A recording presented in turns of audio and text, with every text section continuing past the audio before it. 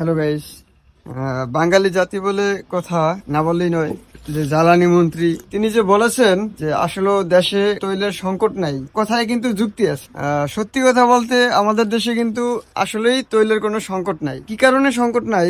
আমি আগে 1 লিটার তৈল নিয়ে আমি 50 কিলো পথ চলতাম, এখন আমার তৈল লাগতেছে 5 লিটার। যে কোনো সময় নিজের ট্যাঙ্কে 2 লিটার তৈল নিত না, হঠাৎ করে সে ট্যাঙ্ক ফুল করে তৈল নিতেছে। সংকটটা কিন্তু এখান থেকে বাড়ে। আমরা কিন্তু বাঙালি জাত কোনোদিন ভালো হবো না। একটা সময় দেখতাম পেঁয়াজের দাম বৃদ্ধি, আপনি প্রতি সময় পেঁয়াজ কিনেন 1 কেজি, আধা কেজি, এখন হঠাৎ করে পেঁয়াজের দাম বেশি, তখন দেখা যাচ্ছে আপনি ওই সময় গিয়ে 10 কেজি কিনে স্টক রাখলেন। এই সমস্যার কারণে ওই জিনিসটার দামটা বাড়ছে। এই দোষ কার ঘাড়ে চাপাবো? সরকারের ঘাড়ে। যে যেভাবে পারি তারে আসলে বকাঝকা করি। এই যে সংকটটা বাড়ানোর মূল কারিগর কিন্তু আমরা বাঙালি জাতি। এই তৈলের দাম বৃদ্ধি এটাও কিন্তু আমাদের কারণে হয়েছে। ওই যে আমার লাগবে 1 লিটার, আমি নিয়ে রাখছি 5 লিটার, আর 4 লিটার কার ভাগেরটা নিয়ে আসছি।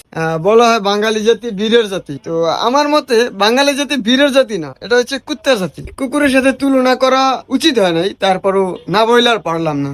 যাই হোক, ভালো থাকবেন। বাঙালি জাতি যদি ঠিক করতে হয়, জুতো পেটা ছাড়া আর কোনো উপায় নেই।